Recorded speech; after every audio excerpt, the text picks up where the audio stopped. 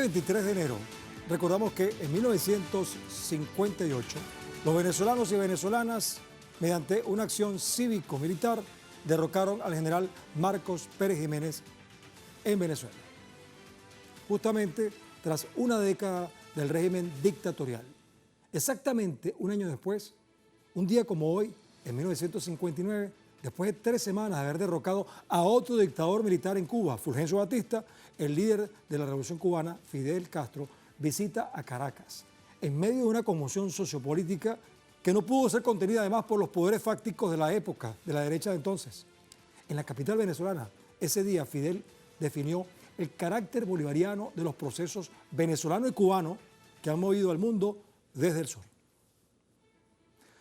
Así es, a solo 23 días del triunfo de enero de 1959 en Cuba, se dan los pasos iniciales de una política exterior independiente.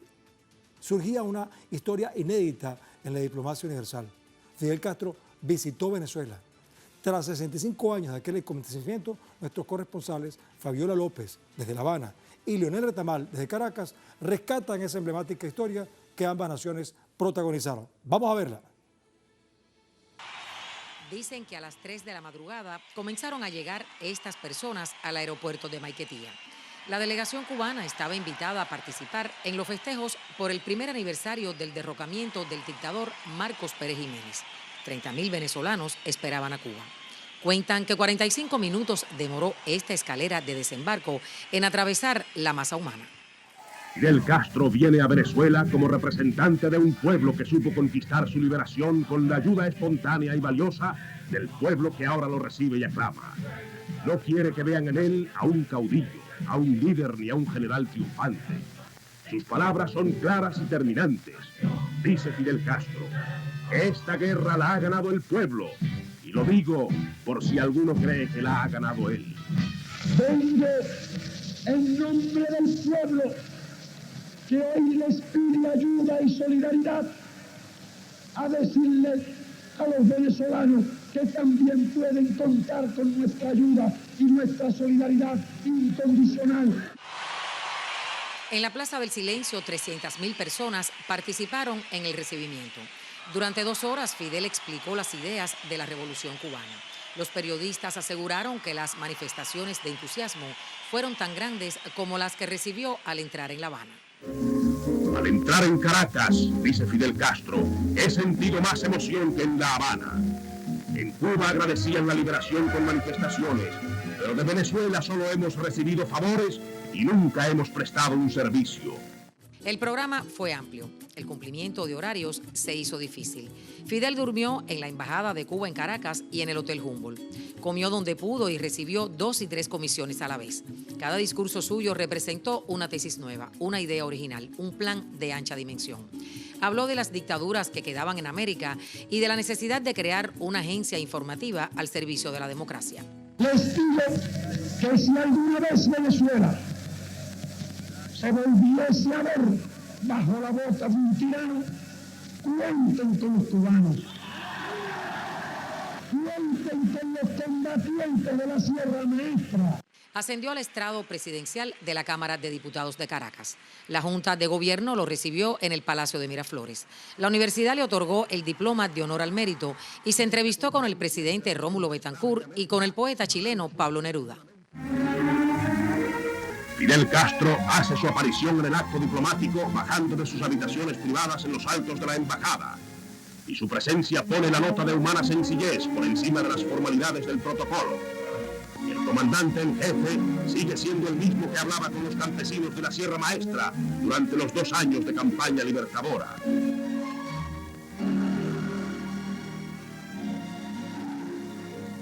Pueblo comunista merece toda la simpatía y merece toda la política. Hablo de los venezolanos y incluso también cuando quiero hablar de los cubanos. Fidel llevaba en su corazón el impacto de las multitudes. La voz de Cuba comenzaba a recorrer el mundo. Dicen que por aquellos días los periódicos de Caracas lo llamaron el hombre libertad. Para los venezolanos, la presencia de Fidel en Caracas solo era comparable con la alegría que sintieron otros 23 de enero, fecha que marcó la caída del dictador Marcos Pérez Jiménez. Pero dejemos que sean los propios venezolanos, 65 años después, quienes cuenten la historia.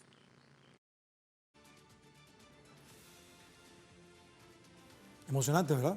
Bellísimo. Y aunque es en blanco y negro, 300.000 personas en una ciudad que tenía aproximadamente 2 millones. No es una cifra despreciable. Vamos a seguir, pero antes debo recordarles que a través de nuestras redes sociales, a lo largo del día, hemos sondeado la opinión de nuestros usuarios sobre nuestro tema de hoy. Algunos de ustedes quizás ya han participado respondiendo a la encuesta que hacemos al respecto. Fíjense ustedes que hemos colocado un fragmento del discurso de Fidel Castro aquel 23 de enero de 1959 en Caracas. Dice así: los hijos de Bolívar tienen que ser sus primeros seguidores. El sentimiento bolivariano está despierto en Venezuela. Lo demuestra esta preocupación por las libertades de Cuba. Es un sentimiento bolivariano. Fidel, 23 de enero de 1959. Si aún no han participado, ya saben entonces que pueden hacerlo, porque más adelante vamos a revisar y asociaremos todas las respuestas para examinar las tendencias que ustedes han generado con sus opiniones. Pero para seguir con este programa, vamos a conversar más y mejor con nuestro invitado de hoy. Se trata del profesor Manuel Carrero. ¿Cómo está, profesor? ¿Cómo le ha ido? Manuel Carrero Murillo. Claro, por su mamá. ¿Cómo está? Sí. A mí me encanta también decir Luis Guillermo García, ven como, Claro. por respeto a la madre. Claro. Sí, señor. Bueno, mira, Manuel, bienvenido acá. Digo Manuel porque ya nos conocemos hace tiempo, Sí. por respeto a la audiencia. Manuel, ¿qué rescatas de ese evento? Porque además ocurre lo siguiente, ¿no? Y es bueno contextualizarlo para los amigos que nos ven y nos escuchan en el resto del planeta, porque es el mundo desde el sur. Sí, ayúdame un poquito ahí. Bueno, fíjate. Fidel llega el 23 de enero de 1959 a Caracas. O sea, un año después Exactamente. de que el pueblo venezolano derroca en una acción cívico-militar a el dictador Marcos Pérez Jiménez. Fidel derroca a otro dictador, a Fulgencio Batista. O sea que son dos eventos que están vinculados por, digamos, por las situaciones políticas de cada nación.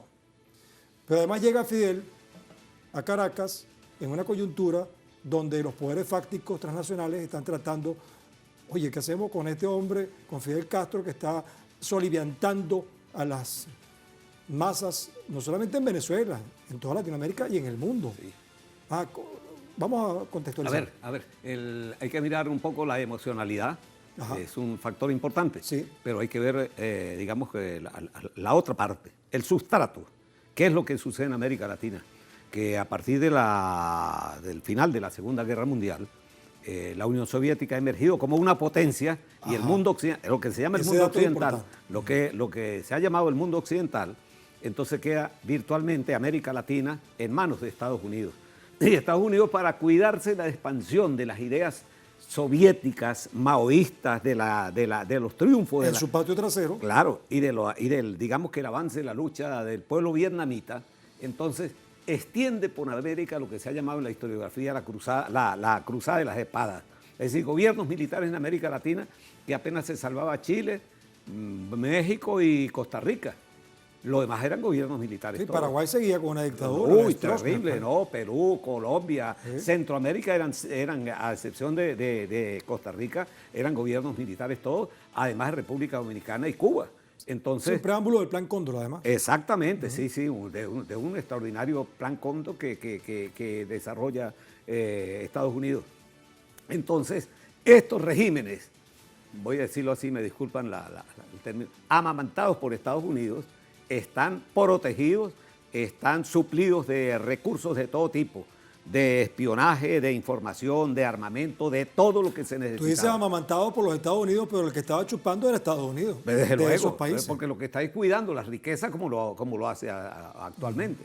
De tal manera que entonces aquella realidad encuentra unos tropiezos en Cuba cuando Fidel logra amalgamar la masa de la población cubana y derrotar a Estados Unidos, expulsando al dictador Batista, y Venezuela logra algo parecido, ¿no? nosotros de una manera distinta, diferente, en una unión de la Fuerza Armada uniformada y de la fuerza espiritual, moral e histórica del pueblo común y corriente. De tal manera que entonces allí se da un entrelazamiento como había ocurrido en tiempos de Zamora.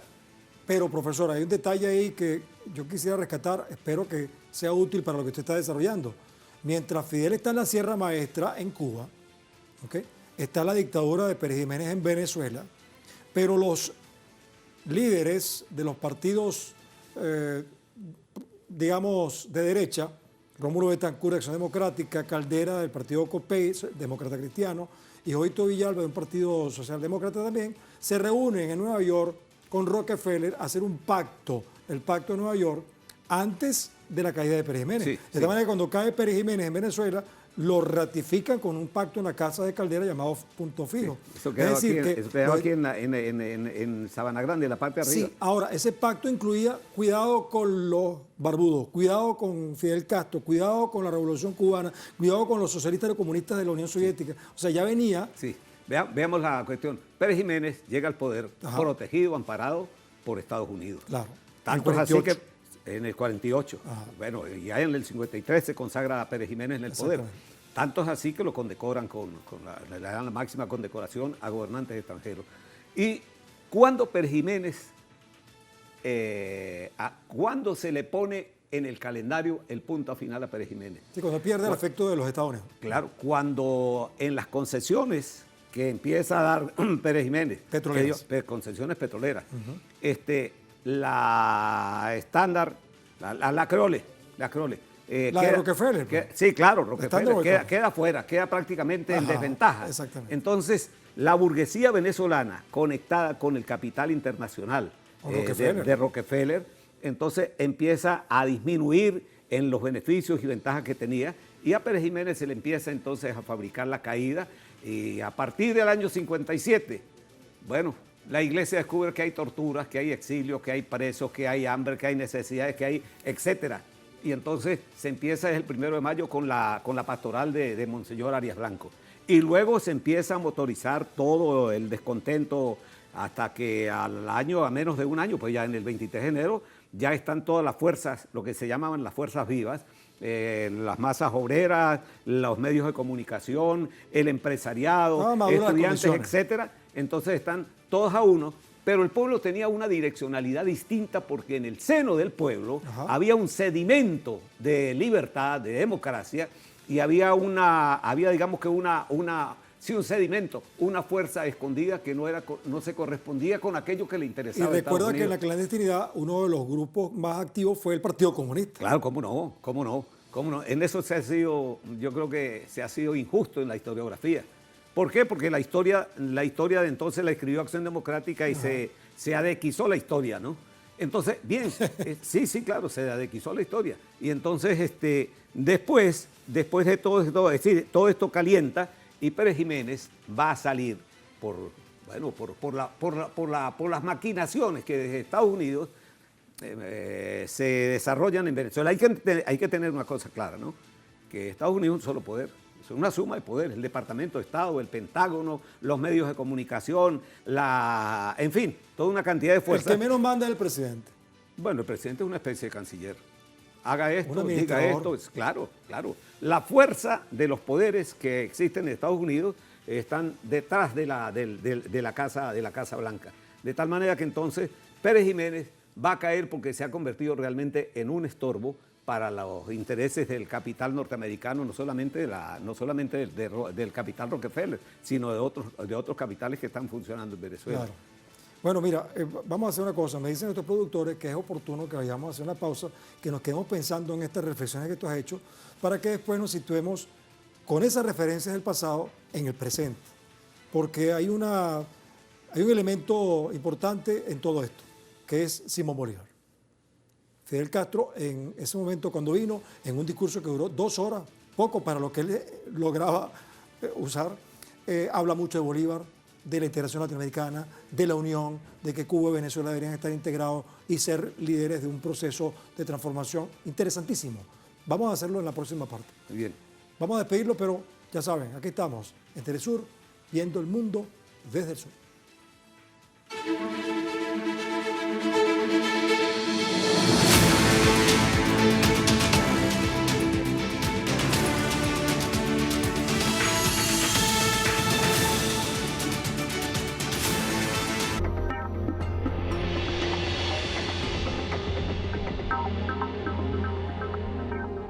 primera vez en Venezuela se lleva a cabo uno de los torneos de mayor trayectoria en la historia deportiva. 2 grupos, 10 selecciones. Participan en el Torneo Preolímpico Sudamericano Venezuela 2024, desde el 20 de enero al 11 de febrero. Rueda el balón a través de nuestra multiplataforma.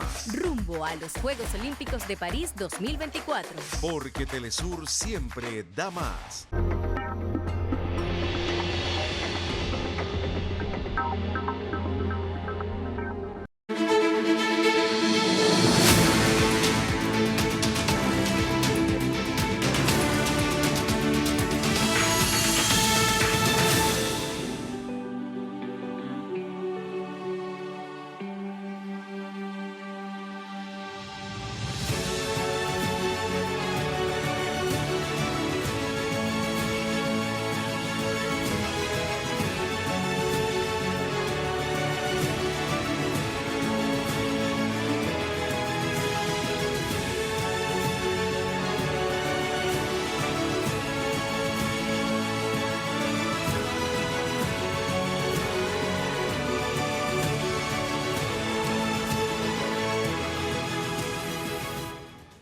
Bien, seguimos acá viendo el mundo desde el sur a través de Telesur y hoy, 23 de enero, hablando justamente de 2 eventos históricos, uno en el año 1958 y otro en el 1959, que algunos dicen, no, pero es que no tiene nada que ver. No, sí, tiene mucho que ver, ambos tienen que ver, se cruzan en el tiempo y además en las ideas, en los pensamientos, porque en esta oportunidad vamos a exponer algunas expresiones de especial significación del comandante de la Revolución Cubana, Fidel Castro, durante su discurso en Caracas, Venezuela, para que ustedes vean por qué vigencia tiene esto.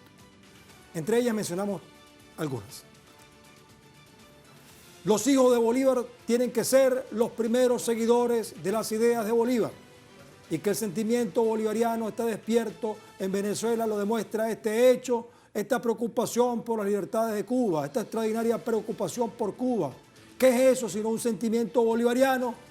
Decía Fidel. Y la otra dice, Venezuela debe ser el país líder de la unión de los pueblos de América. Los cubanos los respaldamos, los cubanos respaldamos a nuestros hermanos de Venezuela. Así dijo Fidel, entre otras cosas en un discurso de 2 horas. Pero como no es lo mismo decirlo yo que escuchar a Fidel diciéndolo él. Extrajimos un pedacito para que ustedes vean la contundencia de ese discurso.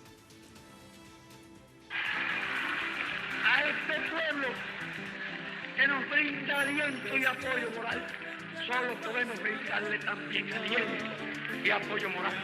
Y podemos brindarle fe, podemos brindarle confianza en su destino. Que ojalá que el destino de Venezuela y el destino de Cuba y el destino de todos los pueblos de América sea un solo destino. Porque basta ya de levantarle estatuas a Simón Bolívar con olvido de sus ideas. Lo que hay que hacer es cumplir con las ideas de Bolívar. ¿Hasta cuándo vamos a permanecer en el letargo? ¿Hasta cuándo vamos a ser piezas indefensas de un continente a quien su libertador lo concibió como algo más digno, más grande? ¿Hasta cuándo los latinoamericanos vamos a estar viviendo en esta atmósfera mezquina y ridícula? ¿Hasta cuándo vamos a permanecer divididos? ¿Hasta cuándo vamos a ser víctimas de intereses poderosos que se ensañan con cada uno de nuestros pueblos? ¿Cuándo vamos a lanzar la gran consigna de unión? Se lanza la consigna de unidad dentro de las naciones, porque no se lanza también la consigna de unidad de las naciones.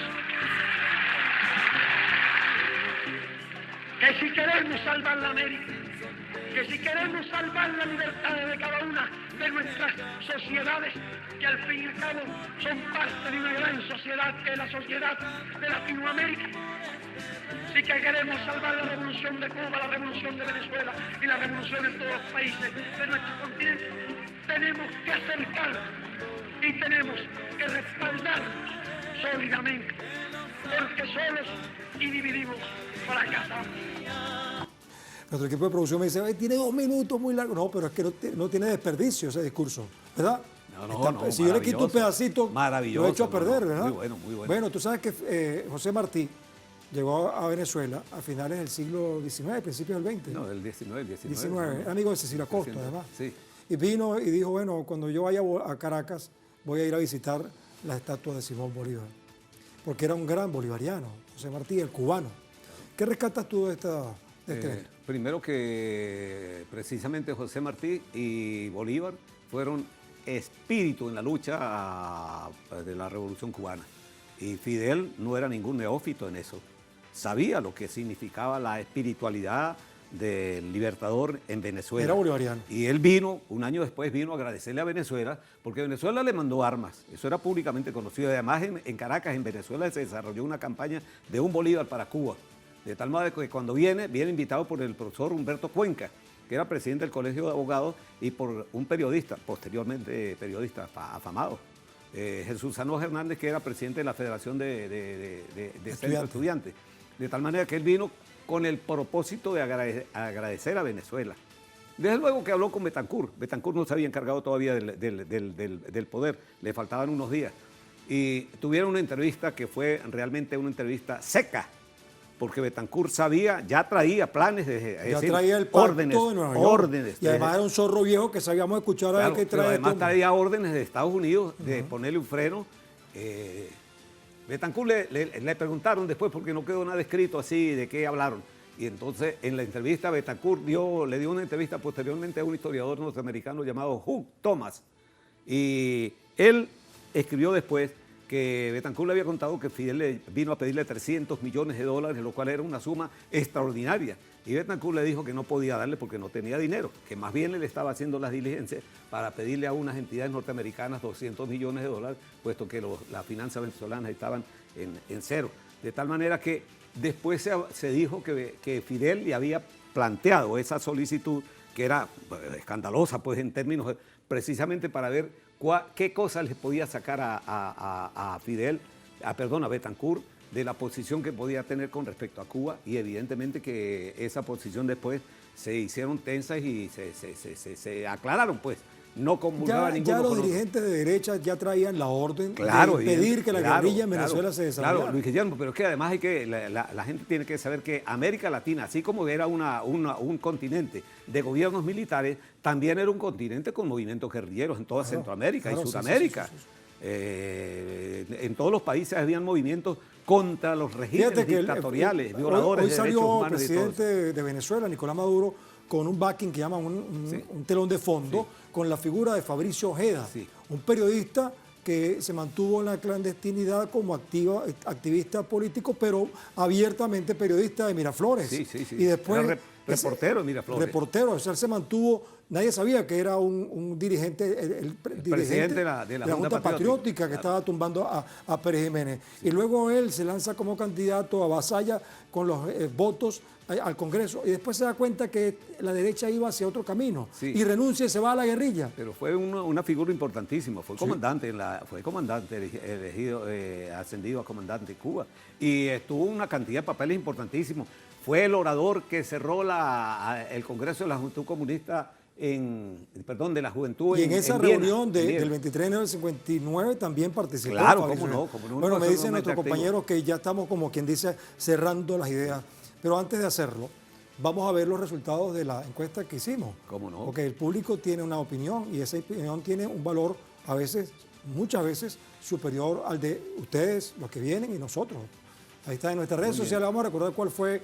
Esta pregunta en particular está basada en un contexto. Colocamos una palabra, unas expresiones de Fidel, y sobre esas expresiones de Fidel quisimos que ustedes nos dieran sus opiniones. Ahí está, por ejemplo, la anaranjada que ven en la torta, dice, esta idea está vigente. Ahí la gente, la mayoría, dice que sí. Ahí dice ¿cuánto? 59%. Vale decir 2/3, pues, de la opinión. Es solo un hecho histórico, es la verde, tiene 18%. Debe retomar esa idea, 15%. O sea, hay gente que todavía cree que falta algo. Y el 8% dice que ninguna.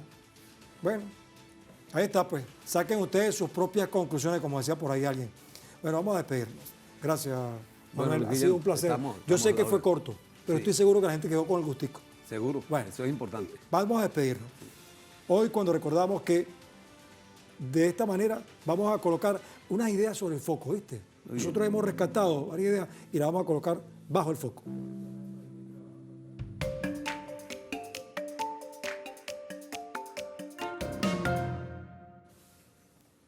Cuando recordamos que de manera causal y nada casual, el 23 de enero une a dos eventos de 1958 y 1959, un periodo sumergido en una coyuntura histórica cuando cubanos y venezolanos buscaban redefinir su horizonte político, económico y social, en una encrucijada cuando Cuba logra seguir su rumbo al socialismo, mientras que Venezuela queda atrapada en las redes de los poderes fácticos transnacionales y nacionales, tuvo que pasar por eventos duros y muchas veces trágicos antes de reencontrar la huella de Bolívar que visualizó Fidel Castro en aquella histórica visita a Venezuela.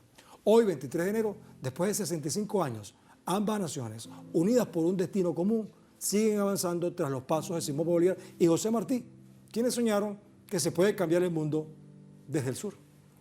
Eso lo dijo Fidel en la Plaza Oleari, a donde hizo un meeting esa noche, y se calculan en más de 300.000 personas que estaban reunidas en los alrededores del Silencio, lo que hoy se llama Plaza Caracas y todo lo que es la Plaza Oleari.